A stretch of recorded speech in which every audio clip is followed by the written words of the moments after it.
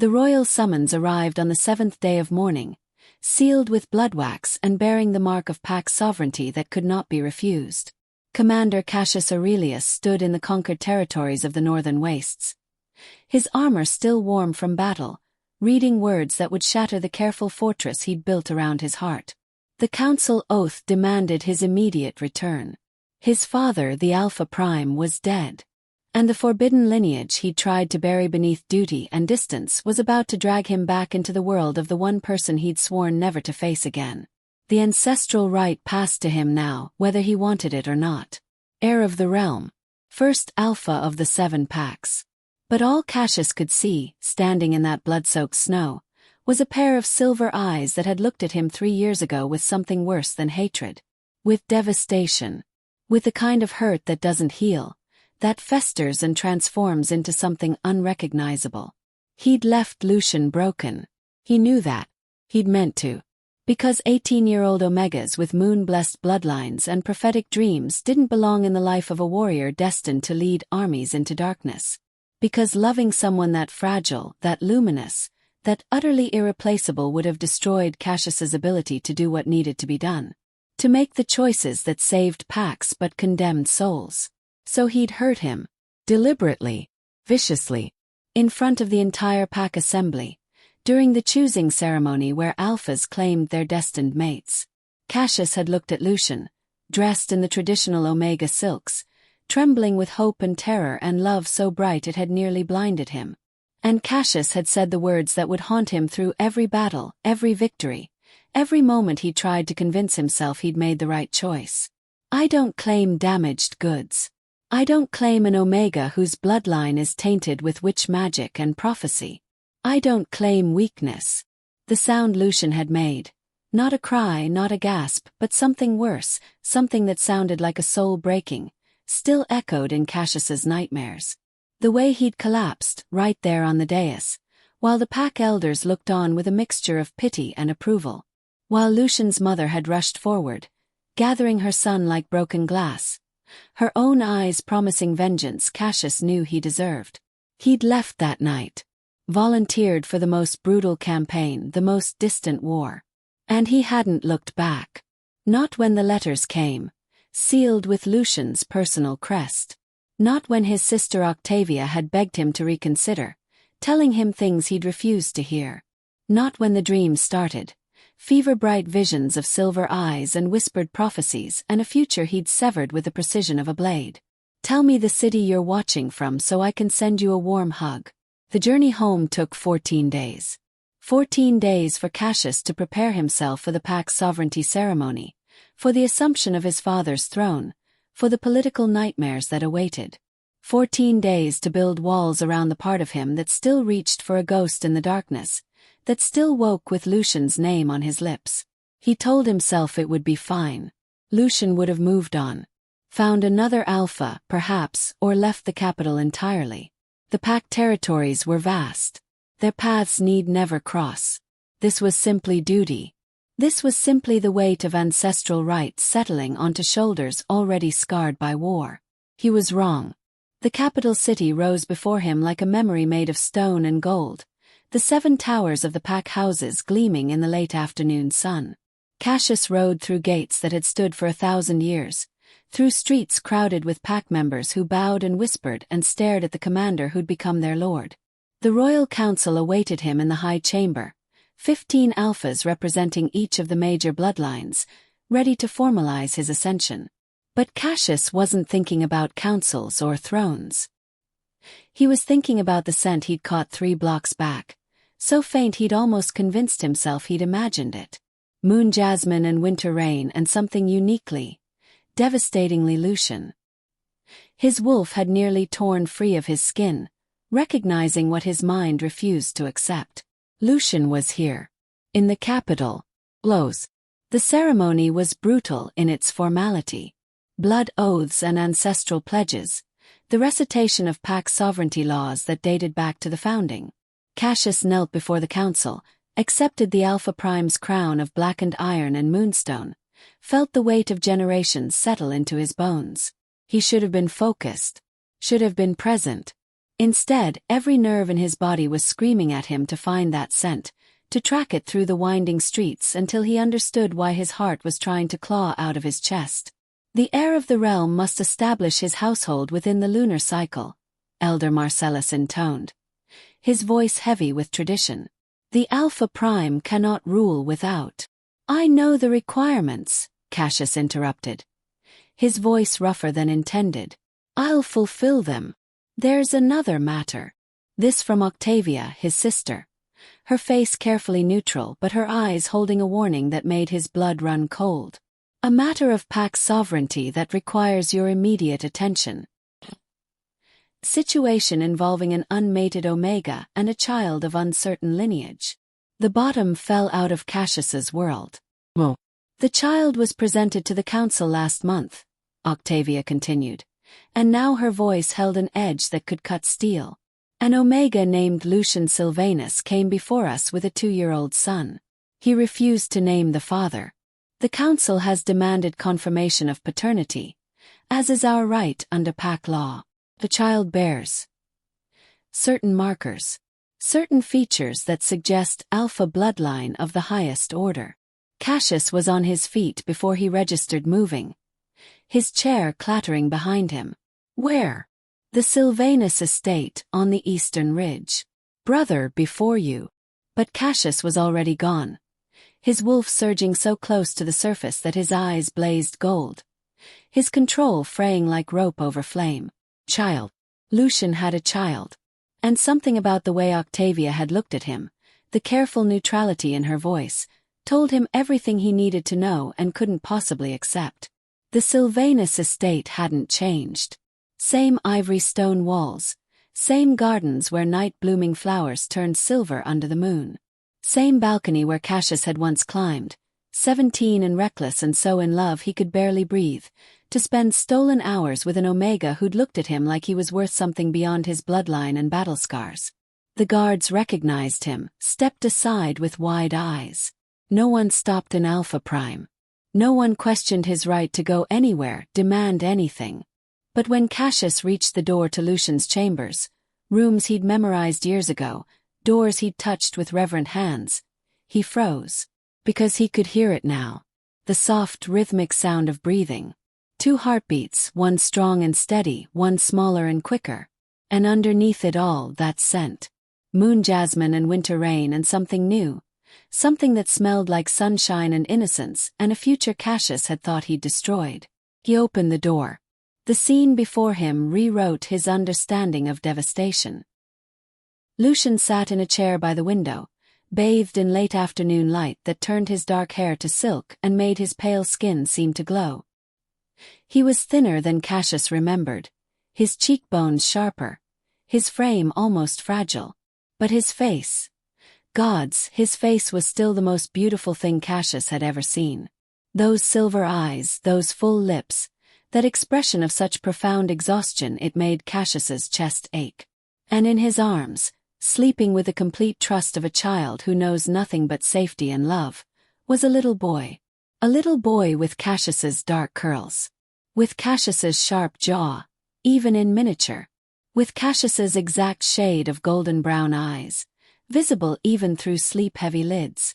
Lucian's gaze lifted slowly, and when their eyes met, Cassius felt something in him shatter and remake itself in the same instant. There was no surprise in Lucian's expression, no shock, just a terrible, weary resignation, and beneath it, a fury so cold and controlled it was more frightening than rage. You weren't supposed to come here, Lucian said quietly, his voice rough like he hadn't used it in hours. I told Octavia I didn't want you to know, that I would handle the council myself. Cassius couldn't speak, couldn't move, could only stare at the child in Lucian's arms. His child, his son, the impossible result of a night he'd tried so hard to forget and had instead replayed in his mind 1,000 times. The night before he'd left for war. The night he'd gone to Lucian's chambers to say goodbye, and had instead said nothing at all. Had instead let his body speak the truth his words refused to admit. The night they'd come together with a desperation that had frightened him, with a connection so profound Cassius had known, even then, that leaving would break them both. He'd left anyway. His name is Marcus, Lucian continued, and his voice was steady but his hands, wrapped protectively around the sleeping boy, trembled slightly. He's 2 years and 3 months old. He has your appetite, your stubbornness, and your complete inability to sleep through the night without being held. He's also the most perfect thing I've ever created, and you don't deserve to know him. Lucian. No. The word cracked like a whip, and Marcus stirred, making a small sound of distress. Immediately, Lucian's entire demeanor changed, softening into something so tender, so full of love that Cassius felt it like a physical blow. Shoo, little moon. Mama's here. You're safe. Mama. God. Lucian was. Of course he was, the one who'd carried this child, birthed him, raised him alone while Cassius had been playing hero in distant wars. You should have told me, Cassius managed, his voice barely above a whisper. Told you. For the first time, real emotion cracked through Lucian's control. His silver eyes blazed, his lips pulling back in something between a snarl and a sob. Told the alpha who publicly humiliated me, who called me damaged goods in front of the entire pack, who made it clear I was worth less than nothing to him. Yes, Cassius, I'm sure you would have welcomed the news with open arms. Each word landed like a blade between Cassius's ribs. I was trying to protect you. By destroying me. Lucian's laugh was bitter and broken. Congratulations. You succeeded. Do you know what it's like to discover you're carrying the child of someone who loathes you? To feel life growing inside you and know that the father would see it as a curse, as proof of your tainted bloodline. I didn't. You did. Lucian stood carefully, cradling Marcus against his chest. The boy was maybe 3 feet tall, all chubby limbs and dark curls, his little fist clutching Lucian's shirt even in sleep. You made your feelings perfectly clear. So I made a choice. I chose my son over your rejection. I chose to love him enough for 2 parents. And I've done just fine. But he hadn't. Cassius could see it in the dark circles under Lucian's eyes, in the way his clothes hung loose on his frame, in the tremor in his hands that spoke of exhaustion so deep it had become a permanent state. Could see it in the way this room, once filled with Lucian's art and books and life, now held nothing but necessities. Bed, chair, toys scattered in one corner. Everything else stripped away, sold perhaps, to pay for a child's needs. The council wants paternity confirmation, Cassius said, because he didn't know what else to say, how else to bridge the canyon between them. I know what the council wants. Lucian's jaw tightened. They want to take him from me. Because an unmated Omega can't raise an Alpha heir alone. Because pack sovereignty demands that the son of an Alpha Prime be raised in the High House, trained in warfare and politics, and all the things that will turn my beautiful, gentle boy into someone like you. The last 2 words were delivered with such venom that Cassius physically flinched. I won't let them take him, Lucian continued, his voice dropping to something fierce and feral and utterly unbreakable. I don't care what laws they cite or what rights they claim. Marcus is mine. I've bled for him, suffered for him, given up everything for him. And no council, no alpha, no one will take my son from me. I'm his father. You're a sperm donor. Lucian's eyes flashed. Fatherhood requires presence, requires love, requires showing up. You've done none of those things. Because I didn't know. And whose fault is that? Lucian's control finally shattered, tears spilling down his cheeks even as his voice remained steady. I sent you 7 letters, Cassius. 7. I poured my heart out, told you everything, that I was pregnant, that I was scared, that I still loved you despite everything you'd done. Do you know what you sent back? Nothing. Not a single word. Not even an acknowledgement that you'd received them. So I stopped. I stopped reaching out to someone who'd made it clear I meant nothing to him. 7 letters. Cassius's mind raced, trying to understand. He'd received nothing. Bliss. My father, he breathed, horror dawning. My father was sorting my correspondence. He said he'd forward anything urgent, anything that Your father is dead, Lucian said flatly. And I'm glad. I know that makes me a terrible person. I know I should be above such feelings. But I'm glad the alpha who helped you destroy me is gone. The words should have sparked rage. Should have had Cassius defending his father's memory. The honor of a pack leader who'd served for 50 years. Instead, all he felt was a terrible, crushing understanding. His father had known. Had intercepted the letters. Had deliberately kept Cassius in the dark about his own child. And why? To preserve the bloodline. To prevent the heir of the realm from being tied to an Omega with tainted magic. To ensure Cassius remained focused on war and duty rather than love. Marcus stirred again, and this time his eyes fluttered open. Golden brown eyes, so like Cassius's own, set in a face that was a perfect blend of both his parents. The boy looked up at Lucian with such complete adoration, such trust, that Cassius felt something in his chest crack wide open. "Mama," Marcus mumbled. His voice sleep-soft and precious. "Hungry." "I know, little moon. We'll eat soon." Lucian pressed a kiss to the boy's curls, and the gesture was so natural, so full of practiced love, that Cassius realized with devastating clarity how much he'd missed. First words. First steps. Every midnight cry and morning smile.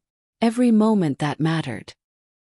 Marcus's gaze shifted then, landing on Cassius with a child's uncomplicated curiosity. "Who?" "No one," Lucian said quickly. "Just someone who's leaving." But Marcus was already reaching out with one chubby hand, making grabbing motions at Cassius. "Hi! Hi!" "Marcus, no." But it was too late. The boy was squirming in Lucian's arms, clearly wanting to be put down, to investigate this new person. And Lucian, exhausted and overwhelmed, set him down carefully, keeping one hand on his shoulder. Marcus toddles toward Cassius with the fearless confidence of a child who'd only known love and safety. He stopped right in front of the Alpha Prime, tilting his head back to stare up at this tall stranger, and then, devastating in its innocence, held up both arms in the universal gesture of a child wanting to be picked up. Up, up. Cassius looked at Lucian, asking permission without words. Lucian's face was a mask of pain and fury and something that might have been longing, but he nodded once, a sharp jerk of his chin. Moving like a man approaching something infinitely precious and infinitely fragile, Cassius knelt and gathered his son into his arms for the first time. Marcus came willingly, trustingly. His little hands immediately reaching for Cassius's face with that tactile curiosity children have. "Soft," Marcus announced, patting Cassius's jaw where his beard was just starting to grow back after months of military regulation. "Like Mama's blankie." Something in Cassius's throat closed. Marcus smelled like sunshine and milk and Lucian, and the weight of him, solid and warm and real, made every justification Cassius had ever made for his choices crumble to dust. This was his son. His child. A life he'd helped create and had abandoned without even knowing it existed. "You're very handsome," Cassius managed, his voice thick. "Mama says I'm Bobo Tiefel," Marcus corrected seriously. "Like the moon. Your mama is right. Mama's always right." Marcus leaned closer, conspiratorial. "Sometimes I'm naughty and mama gets sad. But then I say sorry and give kisses and mama smiles again." Such a simple worldview. Such uncomplicated love. Cassius's eyes burned. "That's enough." Lucian's voice cut through the moment. "Marcus, come here. Now." The boy pouted but obeyed, sliding from Cassius's arms and running back to Lucian with that peculiar toddler gait that was more controlled falling than actual walking. Lucian scooped him up, holding him like a shield against the world, against Cassius. "You need to leave," Lucian said. "The council can demand whatever tests they want. I'll submit to them. But that doesn't mean you get to be part of his life. That doesn't mean you suddenly get to play father after 2 years of absence. I don't care what you want." Lucian's voice was steel wrapped in silk. "For once in your life, Cassius Aurelius, what you want doesn't matter. What matters is what's best for Marcus.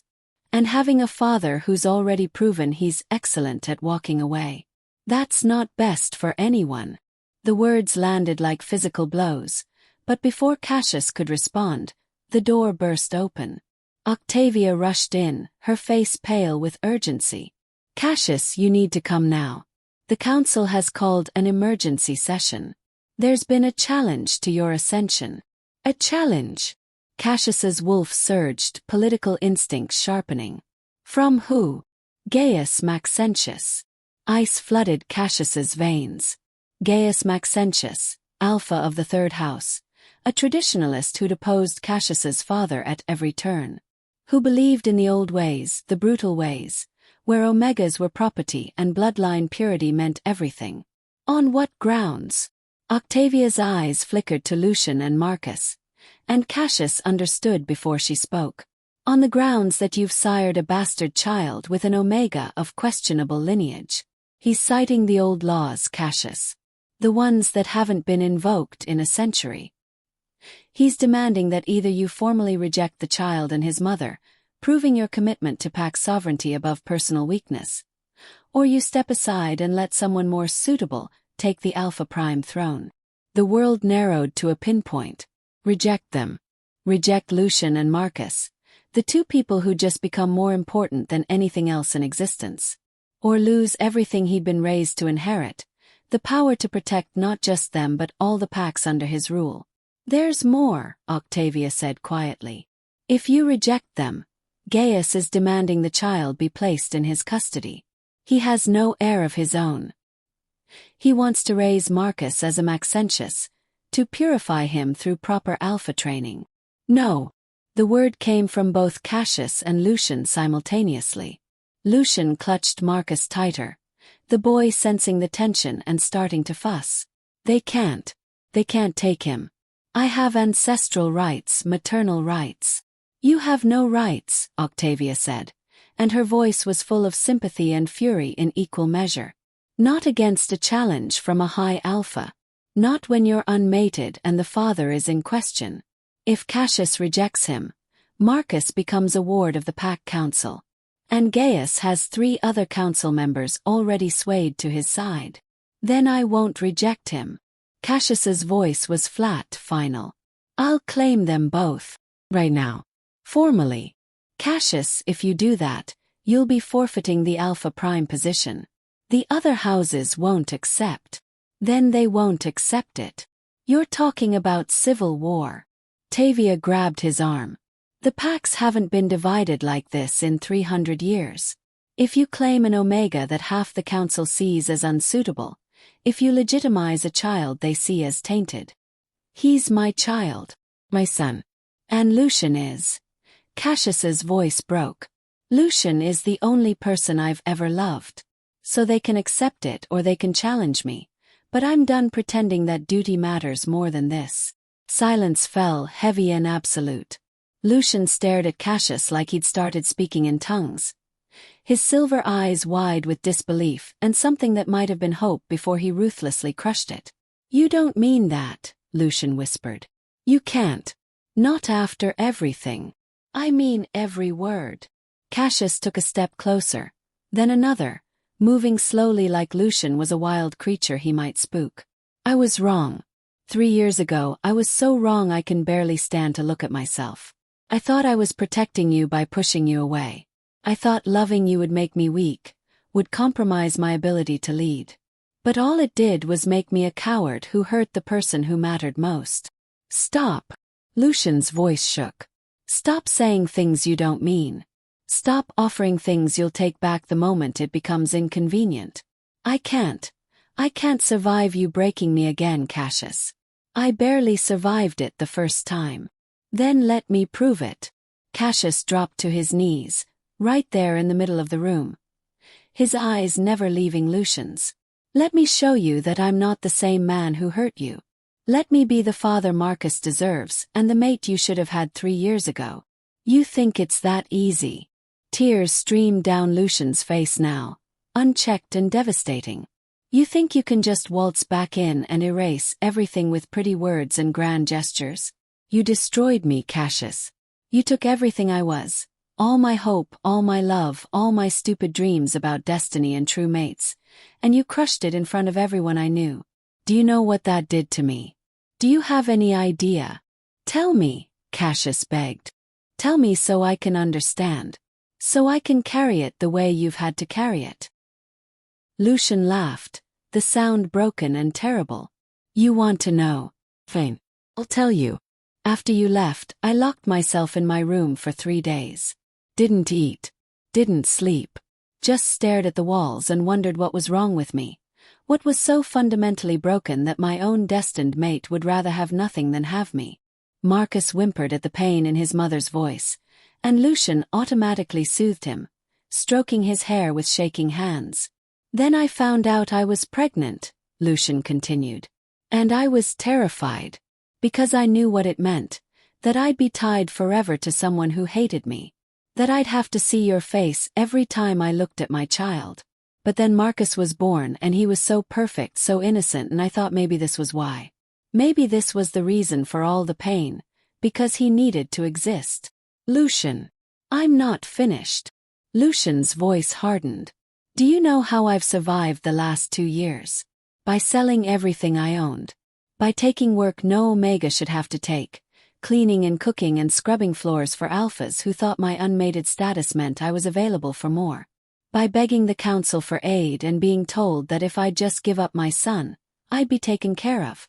By watching Marcus ask where his papa was and having to tell him that some people don't get papas, that some families are just mamas and babies, and that's okay. Each word was a knife, and Cassius bled from them all. So no, Lucian finished. You don't get to prove anything to me. Because I don't trust you. I don't trust that you won't wake up tomorrow and decide that this was all a mistake, that pack politics matter more than us, that being Alpha Prime is worth more than being a father. I don't trust that you won't break Marcus's heart the same way you broke mine. Mama's sad, Marcus said quietly, reaching up to touch Lucian's wet cheeks. Don't be sad, Mama. I fix it. The boy wriggled out of Lucian's arms and walked back to Cassius with grave determination. He patted Cassius's hand where it rested on his knee. You make Mama cry? Marcus asked, his little face serious. Cassius's throat worked. Yes. That's bad. Say sorry. I am sorry, Marcus. More than I can say. Marcus considered this. His face scrunched in thought. Then he took Cassius's much larger hand in both of his small ones and tugged, trying to pull him toward Lucian. Come. Give Mama kisses. Kisses make everything better. If the situation weren't so devastating, it might have been sweet. As it was, Cassius felt something in him shatter at the innocence of it, at this child's absolute faith that love and kisses and sorry could fix anything. It's not that simple, little moon, Lucian said softly, scooping Marcus back up. Some things can't be fixed with kisses. But Mama said love fixes everything. Lucian closed his eyes, and a fresh wave of tears spilled over. I said that when you broke your favorite toy, sweetheart. This is different. A knock at the door made them all freeze. Octavia poked her head in, her expression grave. Cassius, the council is convening now. You have to come. Gaius is calling for an immediate vote. Cassius stood, his mind racing through options and finding none that didn't end in some form of loss. If he went to the council and rejected Lucian and Marcus publicly, he'd keep the throne but lose the only things that mattered. If he claimed them, he'd spark a civil war that could tear the 7 packs apart. Octavia, what are the exact words of the challenge? His sister's eyes narrowed. That you must either reject them or step aside. Why? Because there's a third option.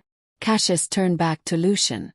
The old laws Gaius is citing, they're from the founding era, yes? When the packs were first established.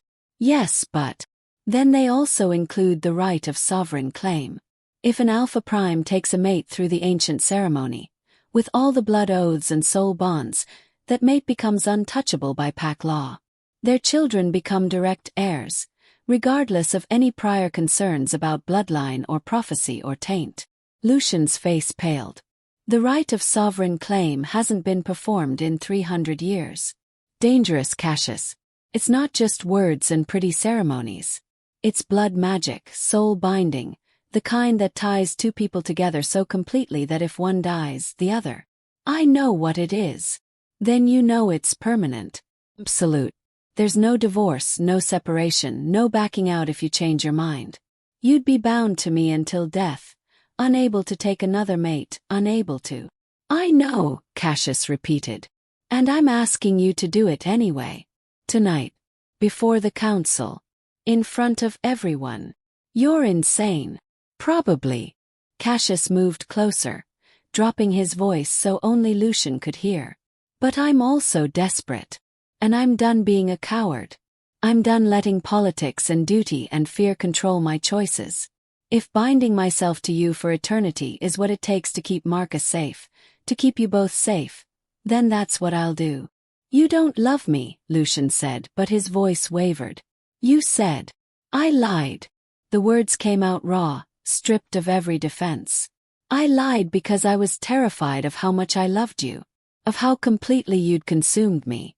I was 19 years old and so in love with you I couldn't think straight. And my father told me that kind of love would destroy me, would make me weak, would compromise everything I was supposed to become. So I destroyed us first. And I've regretted it every single day since. Lucian's breath hitched. Cassius, I'm not asking you to forgive me. I'm not even asking you to love me back. I'm just asking you to let me protect you and Marcus the only way I know how. If you hate me for the rest of our lives, if you never want to share my bed or my heart or anything beyond legal necessity, I'll accept that. But please, please let me be his father. Let me give him the life he deserves. Let me give you the safety and respect and honor you should have had from the beginning. Silence stretched between them, fragile and terrible. Marcus had fallen asleep again, exhausted by the emotional turmoil he couldn't understand. His little head resting on Lucian's shoulder. Lucian looked down at him, then back at Cassius, and for a moment, the mask cracked enough that Cassius could see everything underneath. The hurt and the longing and the fear and the desperate, terrified hope. If I agree, Lucian said slowly, and you break us again, I won't survive it, Cassius. I need you to understand that. This isn't dramatics or manipulation. It's just truth.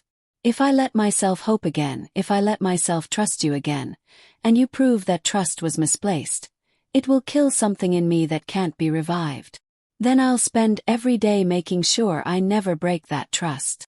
Pretty words are easy. Then let me show you through action. Lucian stared at him for a long moment, and Cassius could see the war happening behind his eyes. The desire to believe warring with the scars of past hurt. The need for security for Marcus warring with the need to protect his own heart. Finally, voice barely above a whisper, Lucian said, "Okay." One word. But it changed everything. The High Chamber had never held so many people. Every pack member of consequence packed the galleries, their faces ranging from curious to hostile to openly excited at the drama unfolding. The council sat in their curved dais, 15 alphas in formal robes, with Gaius Maxentius front and center. His face a mask of smug satisfaction. Cassius entered with Lucian at his side, and Marcus carried in Lucian's arms. The room went silent, then erupted in whispers. Order! Elder Marcellus slammed his staff against the stone floor.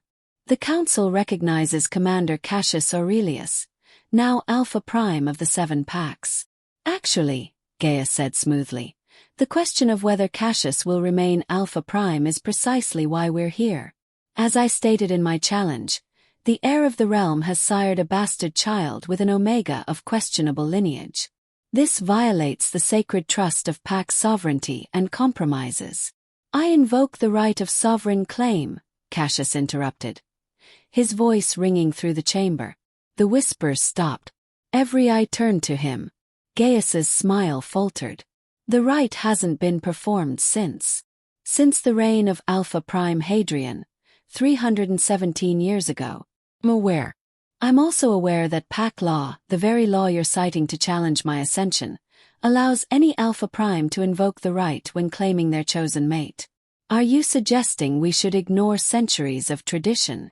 I'm suggesting that the Omega in question is hardly worthy of such a... Careful, Gaius. Cassius's voice dropped to a growl. his wolf rising so close to the surface that his eyes flashed gold. "You're speaking of my mate, of the mother of my son, and I will not tolerate disrespect."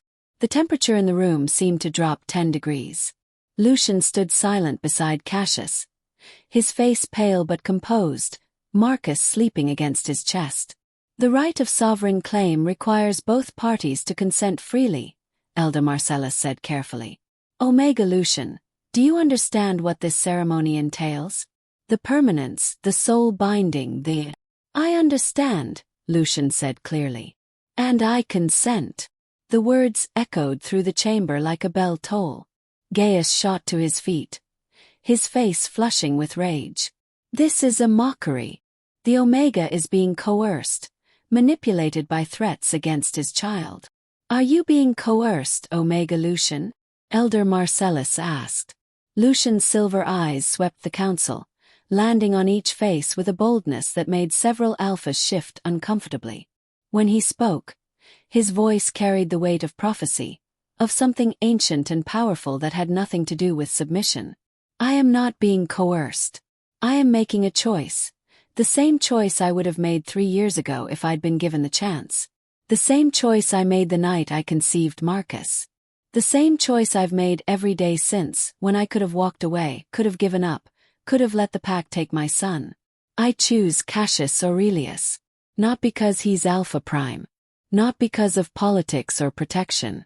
But because he is the father of my child, and because I am foolish enough to still believe in second chances." The last words were delivered with such raw honesty, such vulnerability wrapped in strength, that the entire chamber fell silent. Even Gaius seemed momentarily stunned. "Then let the rite begin," Elder Marcellus said gravely. "Clear the center floor. Bring forth the sacred blade and the binding stones." What happened next was ancient and terrible and beautiful. The ceremonial blade, older than the city itself, forged in dragon fire according to legend, was placed on an altar of white stone. Around it, 7 crystals the color of moonlight were arranged in a perfect circle. These were the binding stones, each one containing the essence of the original 7 pack founders. Cassius and Lucian were directed to the center of the circle. Marcus was gently taken by Octavia, the boy stirring and reaching for his mother with sleepy confusion before settling against his aunt with surprising trust. "The right of sovereign claim is older than pack law," Elder Marcellus intoned, his voice taking on a ritualistic cadence.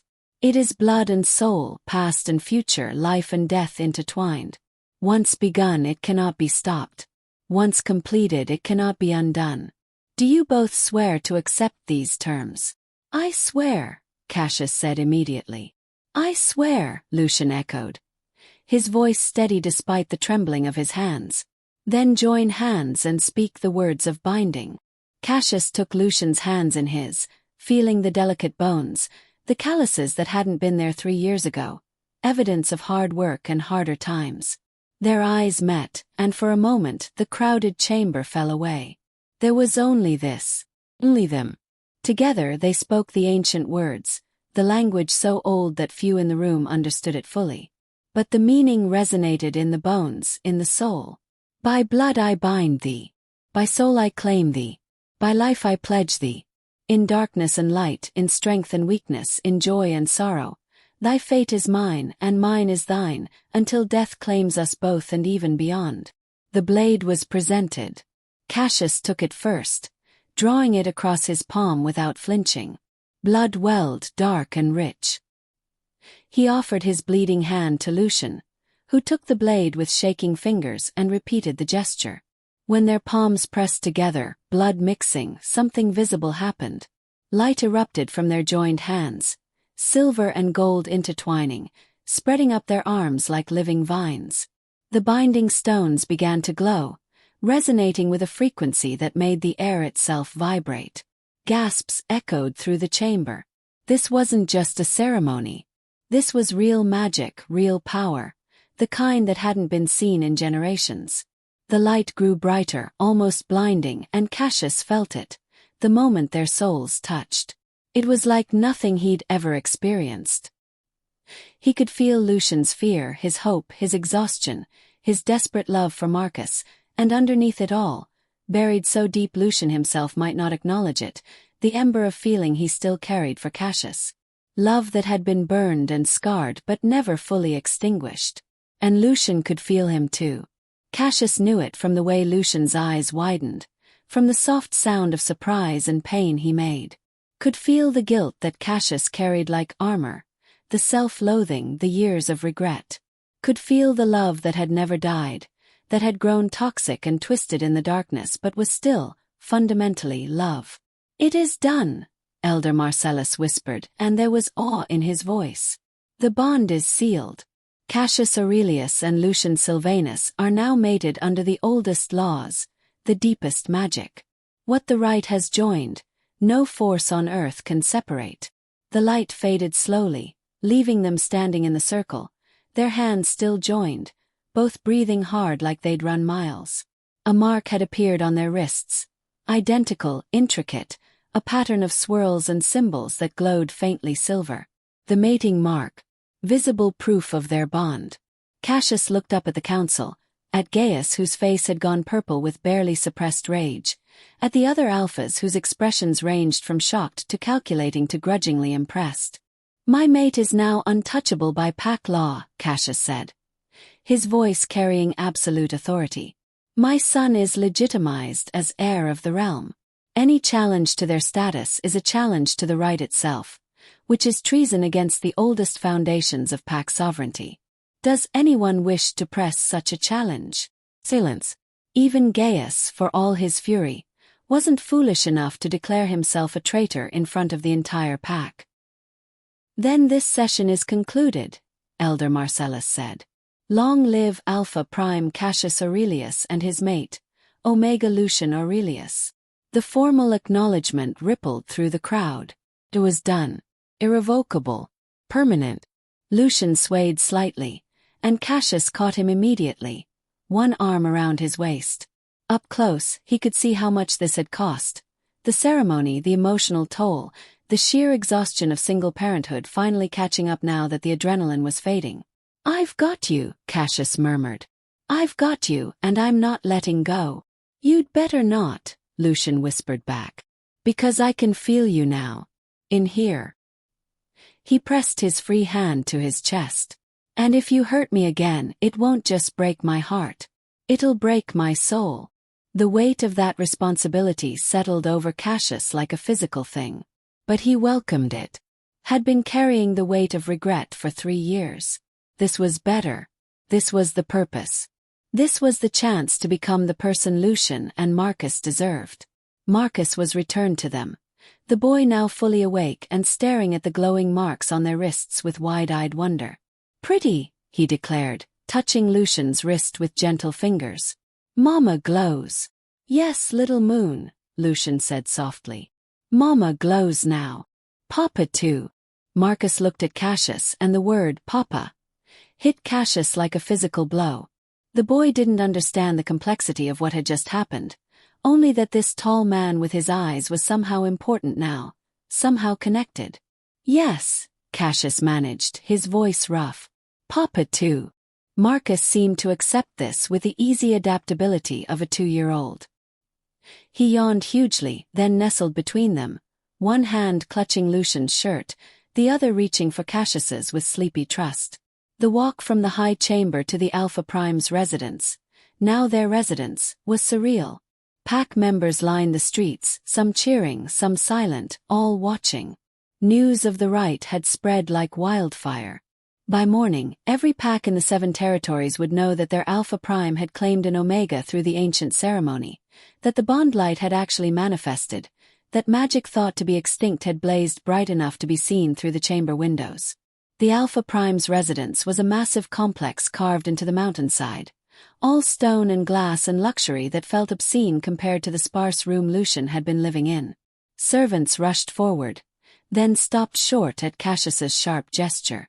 "We need privacy," he said curtly. "No one enters our chambers tonight unless summoned." "Understood." They scattered like leaves. Cassius led Lucian and Marcus through corridors he'd known since childhood, to the private family wing that had stood empty since his mother's death a decade ago. The master suite was ridiculous in its opulence. A bed large enough for 5 people, walls hung with tapestries, a bathing room with a pool-sized tub, and an adjoining nursery that had been closed off for years. Marcus was already asleep again, worn out by the day's stress. Lucian laid him carefully on the massive bed, surrounding him with pillows to keep him from rolling off. He stood there for a long moment, staring at his son with an expression of such fierce love and protectiveness that Cassius's chest ached. "He's safe now," Cassius said quietly. "They can't touch him. The right ensures." "I know what the right ensures." Lucian turned to face him, and all the vulnerability from the ceremony was gone, replaced by wariness. "But magic and law won't keep him safe from a father who decides being a parent is too inconvenient. Who decides that duty calls him away to another war, another campaign, another excuse to run from responsibility. That's not going to happen. You don't know that. You can't promise that." "I can." Cassius moved closer, careful not to crowd him. "Because I felt you during the binding. I felt what I did to you. And I will carry that knowledge for the rest of my life. I will never forget what it felt like to experience your pain as my own. And I would rather die than cause that again." Lucian's composure cracked slightly. "You felt all of it. All of it. The night I rejected you. The months after. The pregnancy. The birth. Every moment you cried yourself to sleep. Every time you went hungry so Marcus could eat. Every time you begged the pack for help and were turned away. I felt all of it, Lucian. And I am so sorry." "Sorry doesn't." Lucian's voice broke. "Sorry doesn't give me back those years. Doesn't erase the damage. Doesn't. I know. But it's all I have right now. That and the promise that I will spend the rest of our lives trying to make up for it." They stood in silence, the bond between them humming with unspoken emotions. Cassius could feel Lucian's exhaustion now, the bone-deep weariness that came from 2 years of carrying everything alone. Could feel the hunger too. When had Lucian last eaten a full meal? "When did you last eat?" Cassius asked, already moving toward the door to summon servants. "I'm fine." "That's not an answer." "Yesterday. Maybe." "I don't remember." Lucian's defenses were crumbling, exhaustion making him honest. "Food is expensive. Marcus needed new clothes because he grows so fast, and the medicine when he had that fever last month took everything I'd saved, and I—" He stopped, seeming to realize he was revealing too much. But Cassius had already heard enough to make him want to tear the city apart. How had no one helped? How had the pack let this happen? "Because you told them Lucian meant nothing to you." His conscience whispered viciously. "Because your rejection gave them permission to ignore him, to see him as worthless." Food arrived within minutes, a feast that could have fed 10 people. Lucian stared at it with wide eyes, and Cassius realized with a sinking feeling that this much food at once probably seemed impossible to him now. "Eat," Cassius said gently. "Please. As much as you want." Lucian sat, moving like he was in a dream. He took a bite of bread, then another, and then suddenly he was eating like someone who'd been starving, which Cassius realized with horror he probably had been. Not dramatically, not to the point of collapse, but the slow, grinding hunger of poverty, of choosing between your own needs and your child's, of making yourself smaller so your son could grow. When Lucian finally stopped, tears were streaming down his face. "I'm sorry," he whispered. "I'm sorry it's been so long since I didn't have to ration everything, since I could just." Cassius was around the table before he consciously decided to move, pulling Lucian into his arms. Lucian stiffened, then collapsed against him, sobbing with the kind of ugly broken sounds that came from someone who'd been holding it together too long. "I've got you," Cassius repeated, the words becoming a promise, a prayer. "I've got you, and you never have to ration anything again. You never have to choose between yourself and Marcus. You never have to be alone." "I'm so tired," Lucian sobbed. "I'm so tired, Cassius. I love him so much, but I'm so tired of being strong, of pretending everything's okay, of—" "Then don't be strong right now. Let me carry it for a while. They stayed like that for a long time, Lucian crying out 2 years of suppressed pain and fear while Cassius held him and wished desperately that he could go back in time and strangle his younger self for being such a monumental fool. When Lucian finally pulled back, his eyes were swollen, his face blotchy, and he'd never looked more beautiful to Cassius. "I should check on Marcus," Lucian said, his voice hoarse. "He's fine. Look." Marcus had somehow migrated to the center of the enormous bed, starfished out like he owned the place, drooling slightly on a pillow that probably cost more than Lucian's entire wardrobe. The sight made them both laugh. Quiet, exhausted laughter that still felt like healing. "You should sleep too," Cassius said. "The bed is ridiculous enough for all of us."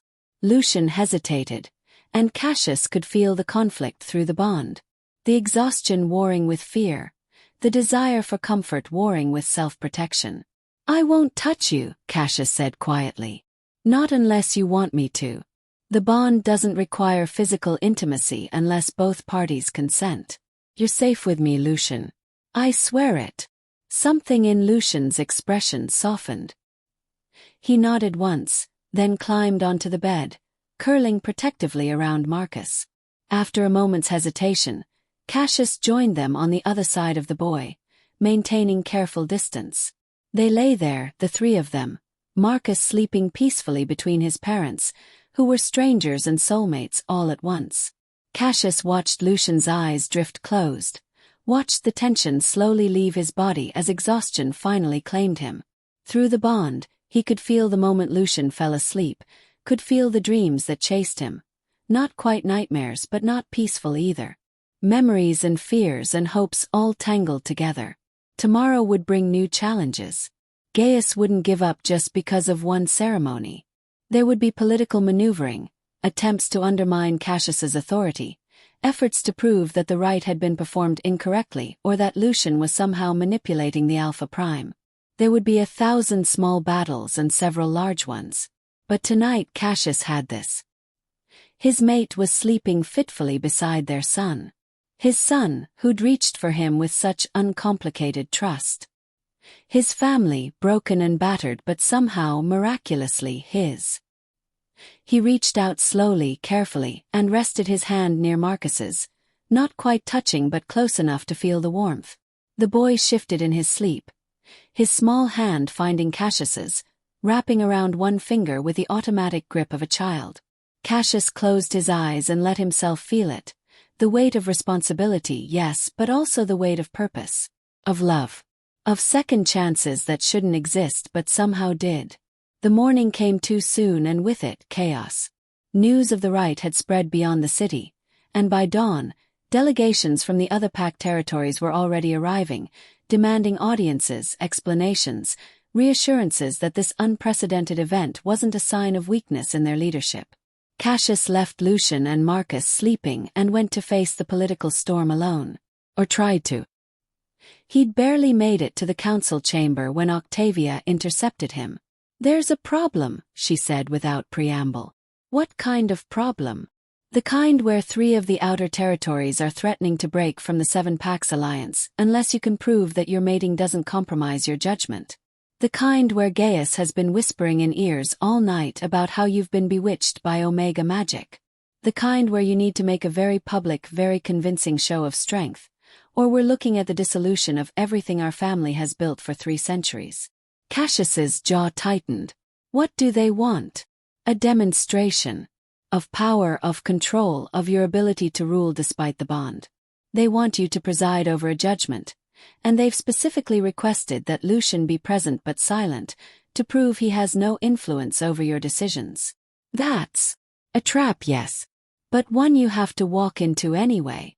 The judgment in question involved a territorial dispute between 2 minor houses, something that would normally be resolved by local arbitration. But it had been deliberately escalated to require the Alpha Prime's decision, and the courtroom was packed with representatives from every major house, all watching with hawk-like intensity. Cassius sat on the throne his father had occupied for 50 years, feeling the weight of the crown that had seemed almost comfortable yesterday now pressing down like iron. Lucian stood to his right and slightly behind, positioned in the traditional place for a prime's mate. He wore the formal robes Octavia had provided, deep blue silk that made his silver eyes seem to glow, and his face was a perfect mask of composure. But Cassius could feel his anxiety through the bond, could feel how much Lucian hated being on display like this, being used as a prop in political theater. The case was presented. Two alphas arguing over hunting grounds, each citing ancestral claims and pack law. The evidence was deliberately balanced, the arguments deliberately complex. This wasn't about justice. This was about watching how Cassius ruled, whether Lucian's presence affected his judgment, and whether the bond had weakened the Alpha Prime. Cassius listened carefully, asked pointed questions, and finally rendered his decision, splitting the territory down the middle and requiring both houses to establish a joint patrol system that would prevent future disputes while forcing cooperation. It was a Solomon's choice, wise and fair and politically astute. The courtroom remained silent when he finished. Then, slowly, one of the territorial leaders stood. "A sound judgment," the man said, his tone grudging. "But we would hear the Omega's opinion. Since he is now bonded to the Alpha Prime, surely his thoughts carry weight." The trap sprang. If Lucian spoke and agreed with Cassius, it would seem like collusion, like the bond had indeed compromised independent judgment. If he disagreed, it would show division. If he refused to speak, it would seem like he was being silenced. But Lucian had been playing political games since birth. He stepped forward, his voice clear and carrying. "My opinion is irrelevant to the pack justice. I am mated to the Alpha Prime, not merged with him. His judgments are his own, as is his right and duty. I am honored to stand beside him, but I do not presume to influence matters of law and sovereignty. That would be a disservice to both my mate and the packs he serves." It was perfect, respectful but firm, acknowledging the bond while establishing clear boundaries. Several of the gathered alphas nodded approvingly. But Gaius wasn't done. He stood, his face a mask of concerned civility that didn't match the malice in his eyes. "A pretty speech, but actions speak louder than words. I propose a test, a genuine test of whether the bond has compromised our Alpha Prime's strength. Let him prove that he can act against his mate's wishes when necessary. Let him prove that love has not made him weak." "What are you suggesting?" Elder Marcellus asked warily. "A simple thing. Pack law requires that all noble children be presented to the council for formal recognition by their 6th month. Young Marcus is well past that age. The delay is unusual. I suggest the child be brought before us now, for proper examination and registration. Let us see if the Alpha Prime can allow his son to be handled according to law, even if it distresses his mate." Cassius felt Lucian's spike of fear through the bond.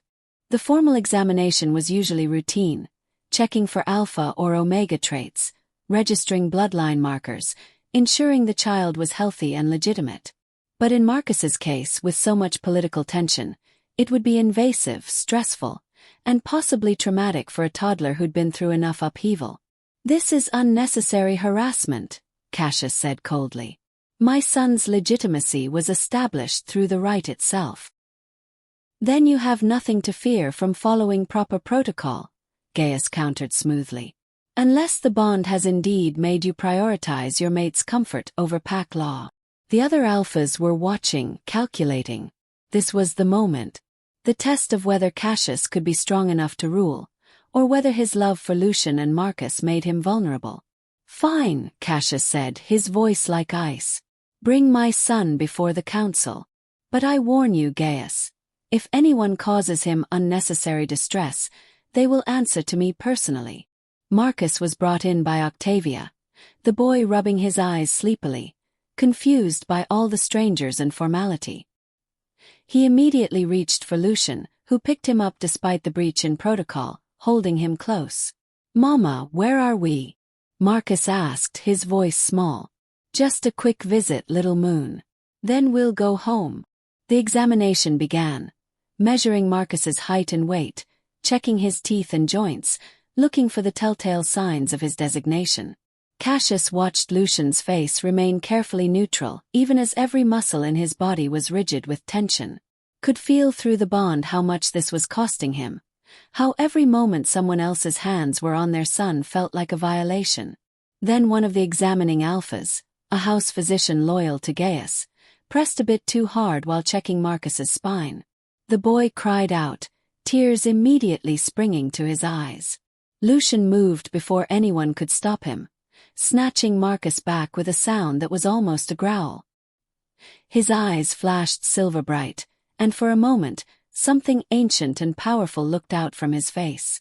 The prophecy gift, the witch magic bloodline that had been used to justify his rejection, was manifesting in protective fury. "Don't touch him," Lucian snarled, all pretense of political composure gone.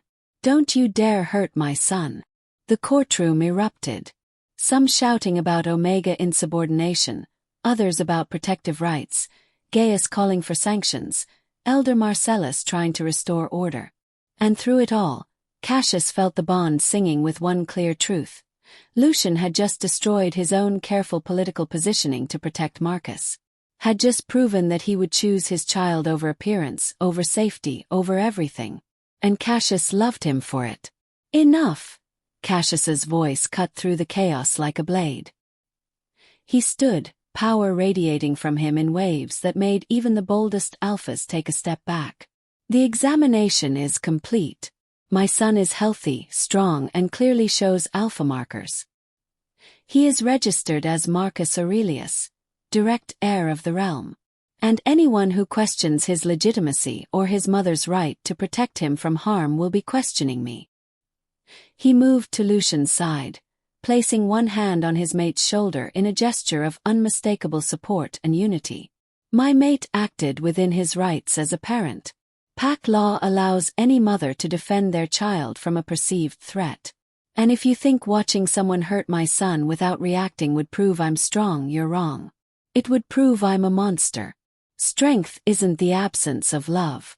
It's the ability to love fiercely while still making hard choices. And I choose both, my family and my duty. Anyone who can't accept that can challenge me directly. Here. Now." Silence fell like a hammer. Cassius met the eyes of every alpha in the room. His challenge clear and absolute. No one moved. Even Gaius seemed to recognize that pushing further would mean blood. "The session is adjourned," Elder Marcellus said quickly. "The child is registered. The question is settled." The courtroom emptied slowly, alphas filing out with varying expressions of respect, resentment, or calculation. When they were finally alone, just Cassius, Lucian, Marcus, and Octavia, Lucian's composure finally shattered. He sank into the nearest chair, still holding Marcus, his whole body shaking. "I ruined it," he whispered. "I ruined your political standing, proved that I'm exactly what they said. Emotional, unstable, ruled by instinct instead of reason." "You proved you're a good parent," Cassius corrected, kneeling in front of them. "You proved that Marcus's well-being matters more to you than political games. And you proved that anyone who tries to use our son as a pawn will face consequences. They'll see it as weakness. Let them. I meant what I said. I'm done pretending that loving you and Marcus is somehow incompatible with being a strong leader. If that costs me political support, so be it." Marcus, recovered from his scare now that he was safe in his mother's arms, reached out to pat Cassius's face. "Papa's sad?" the boy asked. "No, little one. Papa's okay."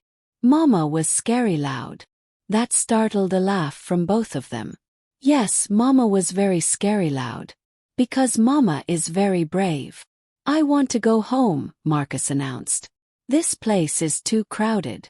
"We are home," Lucian said softly. "This is our home now." Marcus looked around at the grand chamber, the high ceilings and stone walls, clearly unimpressed. "No toys," he said decisively. "Not home without toys." "Then we'll get you toys," Cassius promised. "Enough toys to fill 3 rooms. 3 rooms of toys." Marcus's eyes went wide. "That's lots. You're the son of the Alpha Prime. You can have lots." It was the wrong thing to say. Marcus's face scrunched in confusion. What's Alpha Prime? It means Papa is very important, Lucian explained gently. More important than Mama. No one is more important than Mama, Cassius said immediately, earning him a surprised look from Lucian. Marcus seemed satisfied with this answer. He yawned, the morning's stress finally catching up with him. Sleepy now. They returned to their chambers, where servants had already begun moving Lucian's meager possessions from the Sylvanus estate. Watching his few boxes being unpacked next to the opulence of the Alpha Prime's residence was jarring. A handful of clothes mostly worn. A single trunk of Marcus's things. One small box of personal items. And when it opened, Cassius saw them. The letters.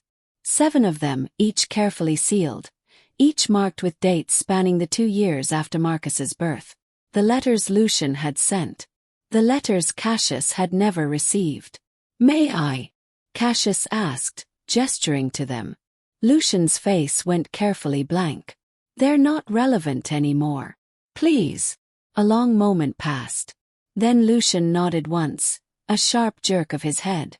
Cassius took the letters to the balcony, needing air, needing space to process what he was about to read.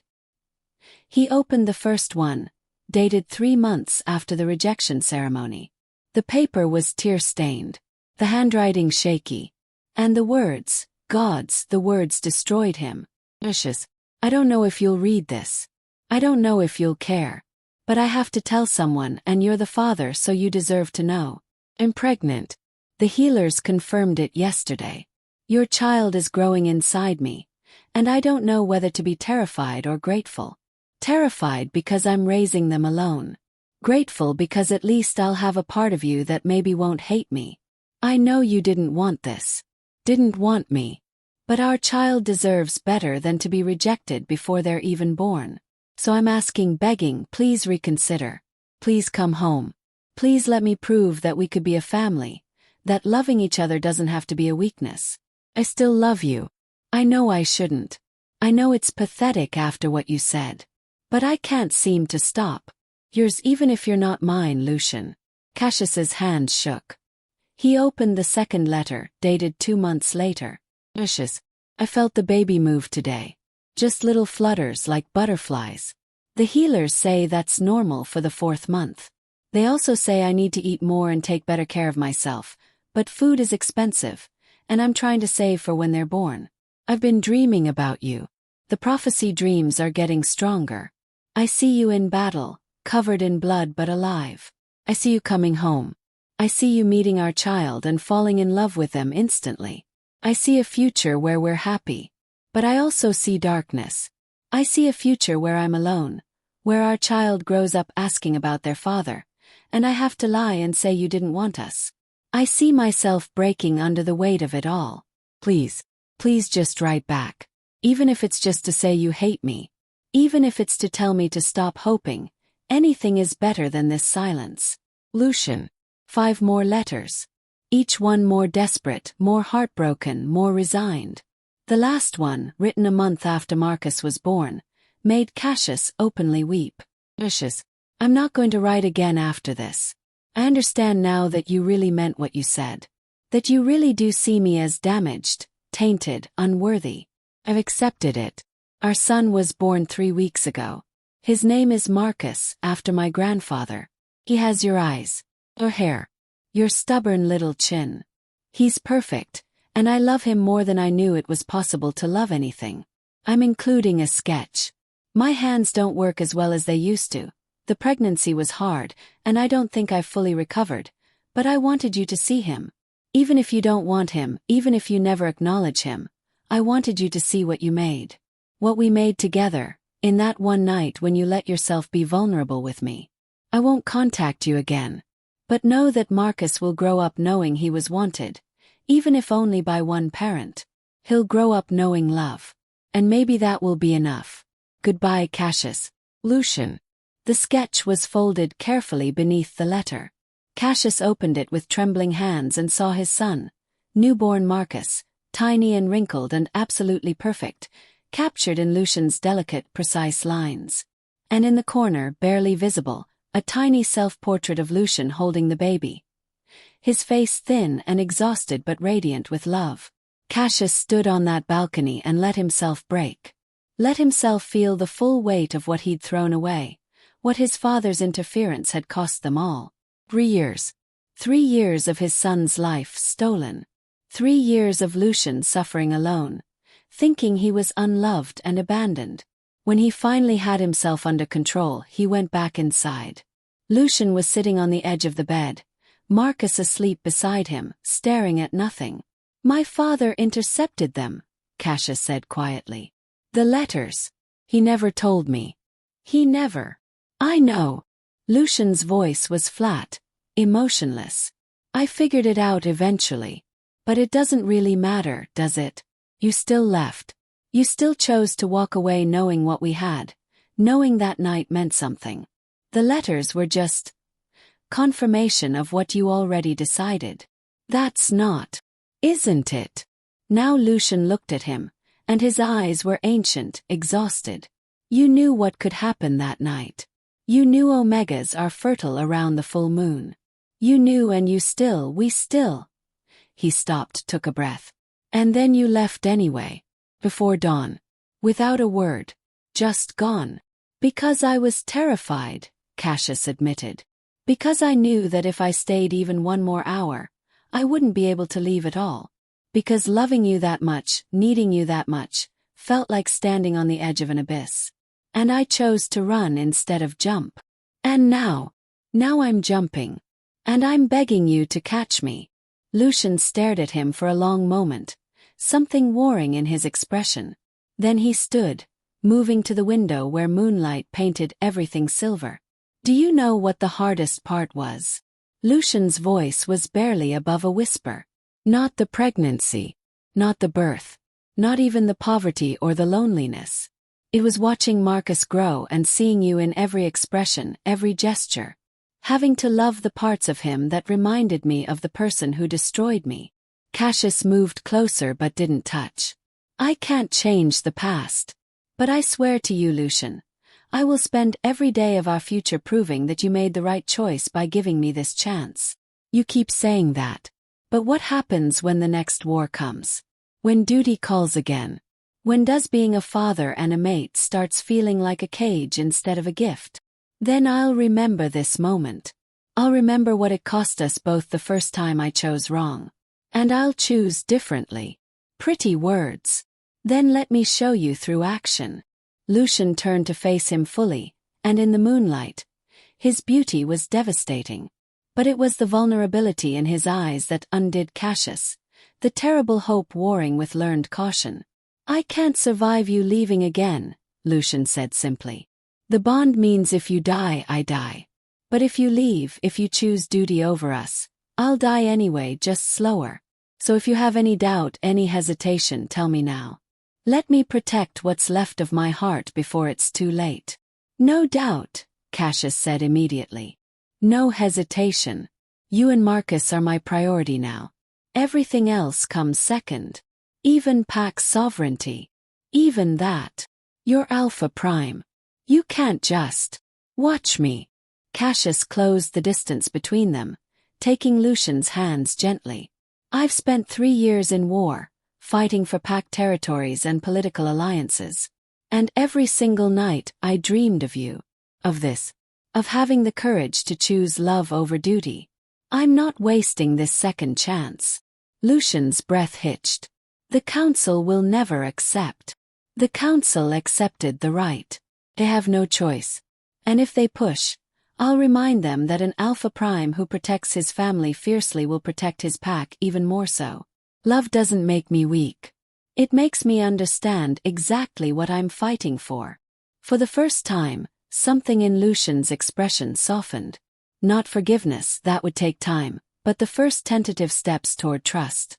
"I want to believe you," he whispered. "Then believe me. Or don't. Just give me the chance to prove it." They stood there in the moonlight, bound by magic and broken promises, and a child sleeping peacefully in the next room. Tomorrow would bring new battles. Gaius wouldn't stop. The outer territories would continue testing. There would be 1,000 challenges to face. But tonight Cassius had this. Had Lucian finally looking at him without complete devastation in his eyes. Had Marcus, his son, safe and warm in their bed. Had a future that felt possible instead of lost. "Come to bed," Cassius said softly. "You're exhausted. Let me hold you while you sleep. Nothing more. Just let me hold you." Lucian hesitated, then nodded. They climbed into bed on either side of Marcus, and slowly, carefully, Cassius reached across their sleeping son to take Lucian's hand. Their mating marks glowed faintly where they touched, the bond singing with contentment. "Cassius!" Lucian's voice was drowsy, sleep already pulling at him. "Thank you for coming back. Even if it took you 3 years. Even if you didn't know. Thank you." The words hit Cassius like absolution he didn't deserve but desperately needed. He squeezed Lucian's hand gently. "Thank you for surviving. For keeping Marcus safe. For being stronger than anyone should have to be. And for giving me this chance to be the mate and father you both deserve." Lucian's eyes drifted closed, but a small smile played at his lips. Within minutes, his breathing evened into sleep. Cassius lay awake longer, watching his family, feeling the weight of responsibility and love in equal measure. Through the bond he could feel Lucian's dreams, still touched by shadows but lighter now, touched by hope. Could feel Marcus's simple contentment, the uncomplicated happiness of a child who felt safe. And he made a silent vow to the moon, to fate, to whatever forces had brought them to this moment. He would never fail them again. Would never let duty or fear or politics tear apart what they were building. Would be the Alpha Prime the Pax needed and the father and mate his family deserved. The dawn would bring its challenges. But for now, in this moment they were together. They were whole. And that was enough. The first test came 3 days later. A border skirmish in the Northern Territories escalated into something requiring Alpha Prime intervention. The kind of conflict that, historically, would mean Cassius leading troops into battle himself. The kind of situation where his presence, his willingness to fight alongside his wolves, made the difference between loyalty and mutiny. Cassius stood in the war room, staring at maps and troop movements, feeling the weight of expectation from every general and strategist present. They were waiting for him to volunteer, to do what his father would have done, what he himself had always done. "I'll send Commander Tiberius with the 3rd Legion," Cassius said finally. "And I'll coordinate strategy from here." The room went silent. General Flavia, his father's oldest advisor, cleared her throat. "With respect, Alpha Prime, your presence on the battlefield would leave my mate and child unprotected in a hostile political environment," Cassius interrupted. "Would send the message that I consider war more important than family. Would break promises I just made. Commander Tiberius is more than capable. He has my full authority. But tradition can evolve. I'm not my father. I'm not going to sacrifice my family for appearances." The generals exchanged glances. Some approving, others clearly skeptical, but none willing to openly challenge the Alpha Prime. When the meeting ended, Cassius found Lucian waiting in the corridor outside, Marcus playing with toy soldiers at his feet. Lucian's face was carefully neutral, but through the bond, Cassius felt his surprise and something that might have been relief. "You stayed," Lucian said quietly. "I told you I would." "Yes, but I thought when it came down to it, I meant what I said. You and Marcus come first." Cassius crouched down to Marcus's level. "Did you know your papa is going to stay home this time? No more going away to war." Marcus looked up, his little face serious. "Promise." The word cut deep. How many times had this child asked about a father who never came? How many promises had been broken before Cassius even knew to make them? "I promise," Cassius said solemnly. "Papa stays with you and Mama now." Marcus threw his arms around Cassius's neck with the wholehearted trust of a child, and Cassius felt something in his chest crack and reform. This was worth it. This was worth any political cost, any military risk, any sacrifice. That night, for the first time, Lucian fell asleep with his head on Cassius's shoulder, one arm draped across Marcus, who slept between them. The bond hummed with contentment, with the slow, fragile building of trust. It wasn't forgiveness yet, wasn't healed, but it was progress. And Cassius would take every small victory, would treasure every moment of softening, would prove through action what words alone could never convey. He was home, finally truly home, not in the Alpha Prime's residence or the capital city, but here, with Lucian's breath warm against his neck, Marcus's tiny hand gripping his shirt, and the certain knowledge that he would never, ever leave them again. The devastating cliffhanger came when the prophecy finally arrived. 2 months into their mating, long enough for routines to form, for trust to start rebuilding, for happiness to feel almost normal, Lucian woke screaming. Cassius bolted upright, instinctively reaching for weapons before realizing the threat wasn't physical. Lucian thrashed beside him, eyes rolled back, silver light pouring from his skin in waves. Prophecy. A real one. Not the gentle visions but the kind that tore through a seer's mind like shattered glass. Lucian. Cassius grabbed his shoulders, trying to ground him. Lucian, come back. Marcus woke crying, frightened by his mother's distress. Octavia burst through the door, summoned by guards who'd seen the light. She scooped up Marcus, shielding him from the sight while Cassius fought to bring Lucian back from whatever horrible future he was witnessing. Finally the light faded. Lucian's eyes cleared. And the look on his face, pure absolute terror, made Cassius's blood run cold. What did you see? Cassius demanded. Lucian's lips trembled. When he spoke, his voice was hollow, destroyed. War. Civil war. 'Cause of us. Because of our mating. Gaius joins with the Eastern Pax. They march on the capital in 6 months. Thousands die. The 7 Pax shatter. And at the end. His voice broke. At the end you have to choose. Our family or the realm. Marcus's life or the lives of every wolf in the territories. And whichever you choose, we lose everything. The words hung in the air like a death sentence. Through the bond, Cassius felt Lucian's certainty. This wasn't speculation. This wasn't fear.